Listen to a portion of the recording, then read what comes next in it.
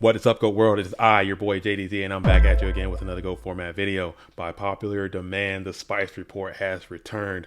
I'm sorry I had to take a little bit of time off. It is a very busy time in my own life, but guess what? I will do what the people asked me to do, and we're going to bring the Spice back. I am a little late. It is what it is. We're going to make it happen. So without further ado, we're going to hop on into the Spice from Patreon World Championship Qualifier number 27. It happened a few weeks ago. Alvarado won that event. So go ahead and check out the interview that we conducted. It's on the channel. Just go back. I'll link it right here or somewhere. I'll put it on the thing, so check it out. But without further ado, we're going to hop on into the Spice. Okay, coming in 8th place, we have Haston playing the Earth aggro strategy. A little bit I know about this duelist. He reached out to my teammate Shaggy Powers, who had great success playing the strategy, and this duelist also enjoys playing this strategy.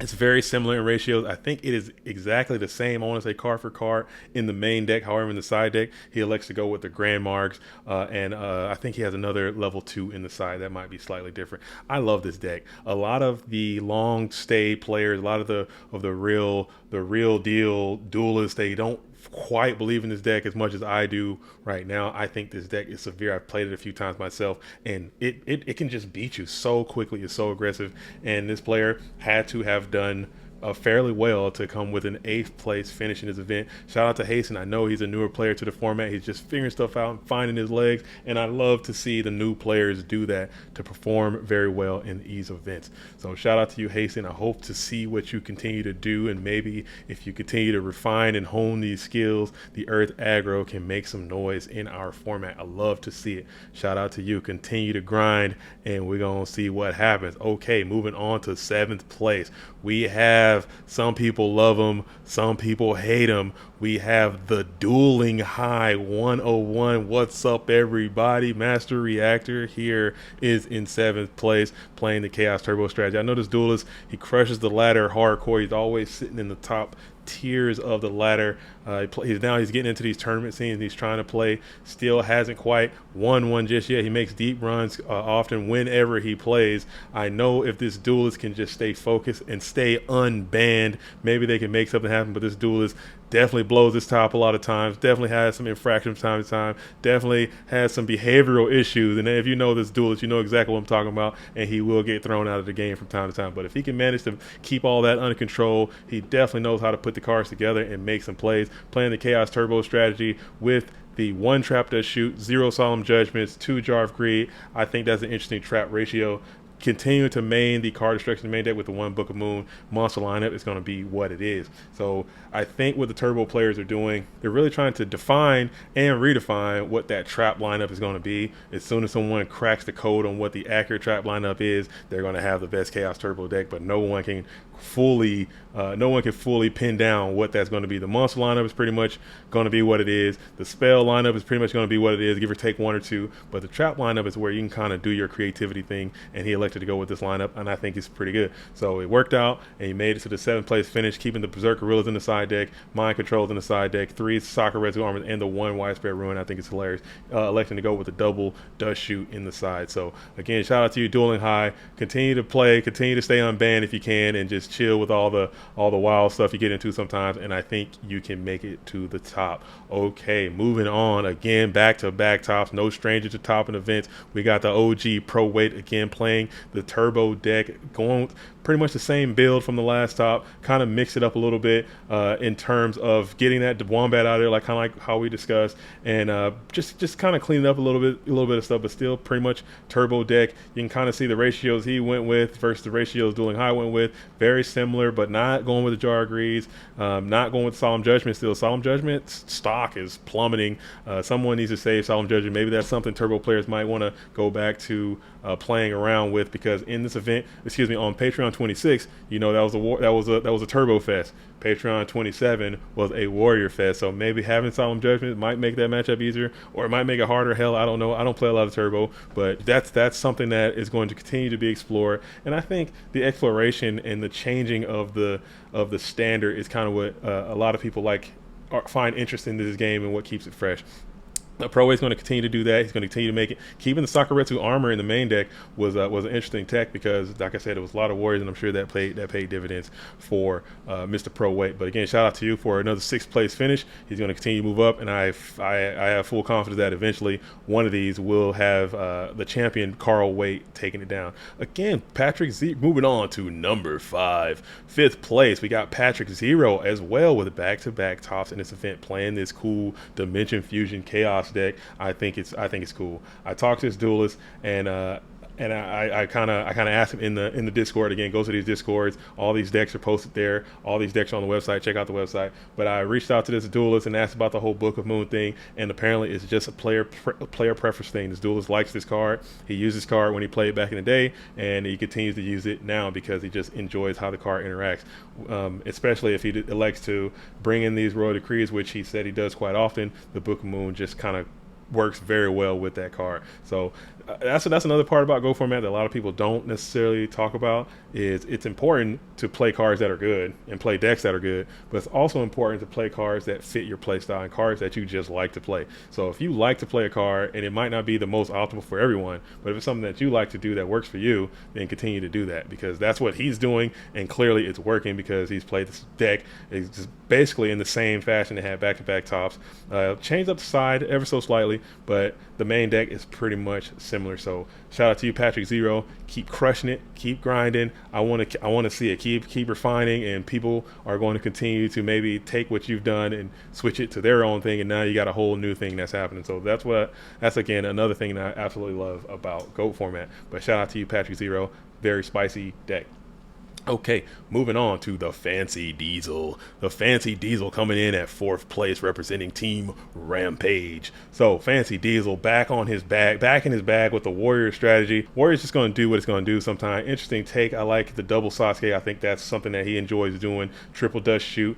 Double dust, usually it's triple dust, but he elected to go back down to the double dust, main decking the book, main decking the tribe infecting virus, which is cool. Triple solemn, triple dust shoot, double saku, cool deck. In the side, he kind of got spicy with it, electing to go with not one, not two, but triple Royal Command and that second Dust Tornado, or excuse me, that third Dust Tornado's in there, triple Wangu, very clean. I like looking at decks like this because it's just the same, clean, very consistent. I bet had a pretty smooth time going.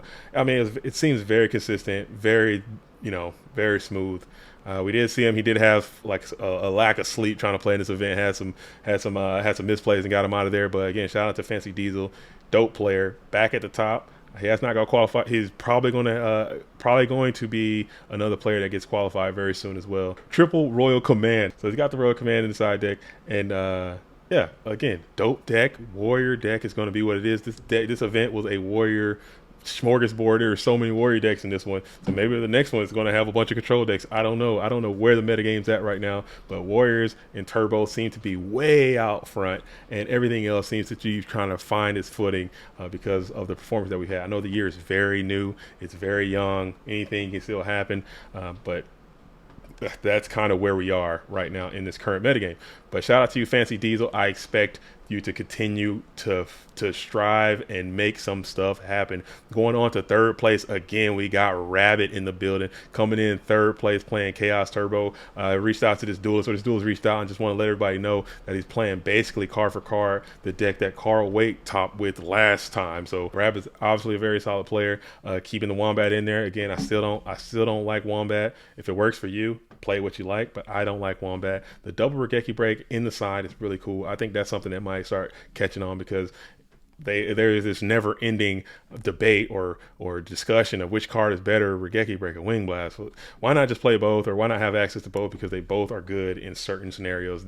Wing Blast being better in the mirror, Regeki Break being better versus Burn and other matchups. So they both have value, and if you can figure out a way to play both successfully like Rabbit was doing, like Carl did last week, then maybe there might be some merit to that. Keeping the card destruction in the side deck, I think that's also pretty good because you don't want to help out your opponent too much. Again, cool deck, man. Cool. Genzo Call, I think that's really cool. I've seen that get employed in the event as well. I think that's a cool little combination.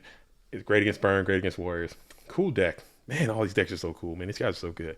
Okay, Okay, moving on. Moving on. Shout out to you, Rabbit. Come on, Rabbit. Shout out to you. Very dope player, old school player. Love to see it. Moving on to second place. We have Splevin. Splevin getting second place, representing Magus Militia coming in. Splevin getting a second place, finishing this event, playing the Warrior strategy.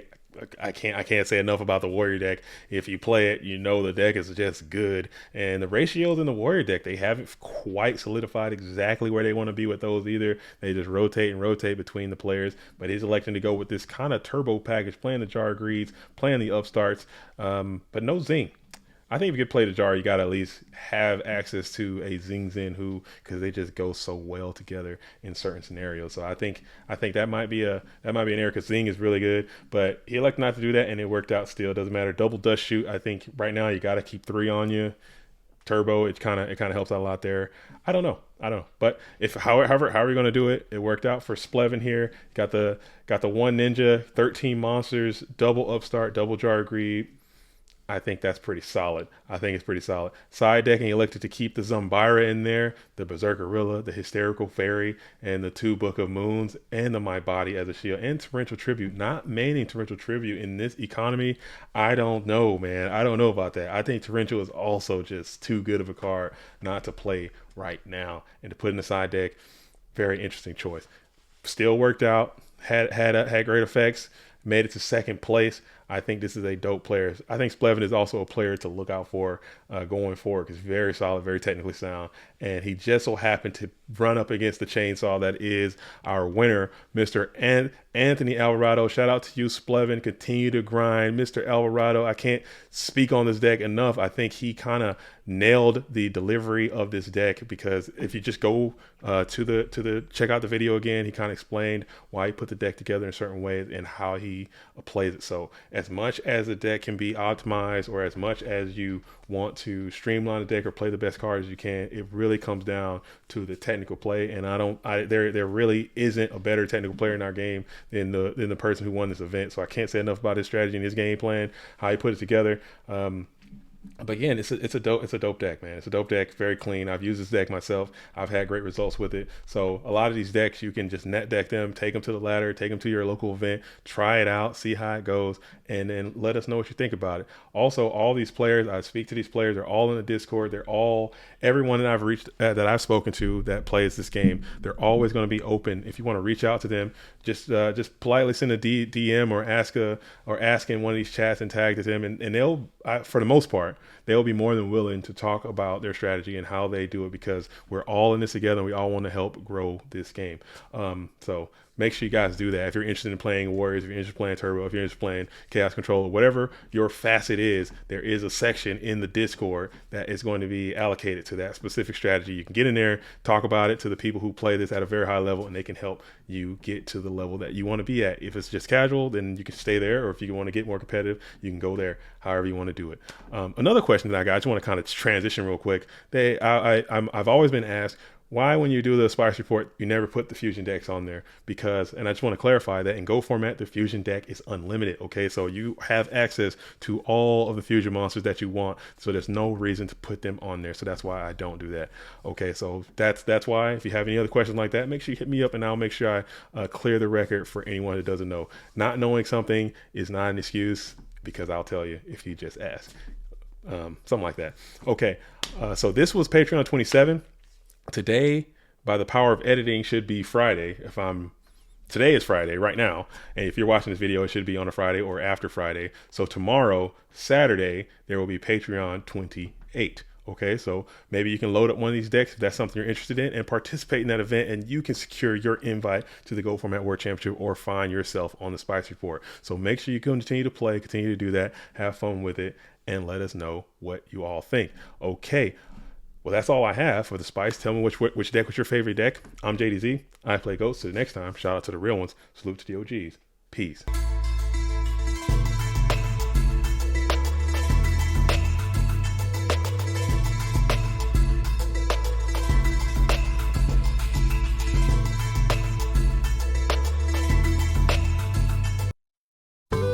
This program program was made possible by the Corporation for Public Broadcasting and by contributions to your PBS station from viewers like you. Thank you.